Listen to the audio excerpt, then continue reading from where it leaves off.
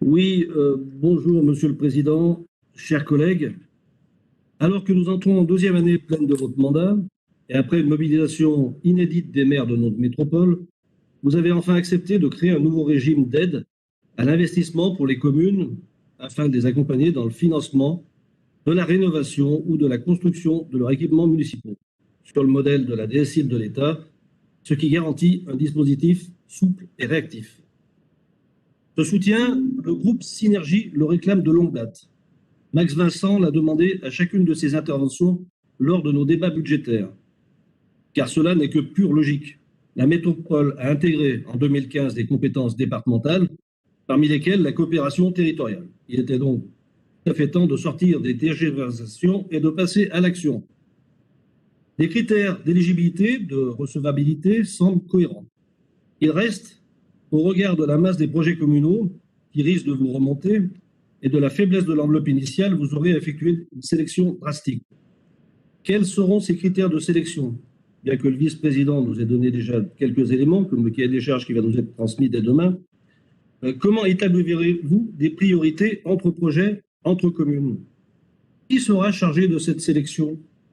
Comment comptez-vous garantir la transparence et assurer ainsi l'équité pour cette étape décisive? Vous indiquez dans le rapport que les projets retenus feront l'objet d'une délibération en conseil. Mais les conseillères et conseillers que nous sommes auront-ils communication de l'ensemble des projets déposés afin d'évaluer et de contrôler la sélection effectuée par vos soins? Nous avons appris en commission finances que, contrairement à ce qui avait été annoncé dans un premier temps, cette enveloppe viendrait en supplément de la PPI et non d'une réaffectation à son sein.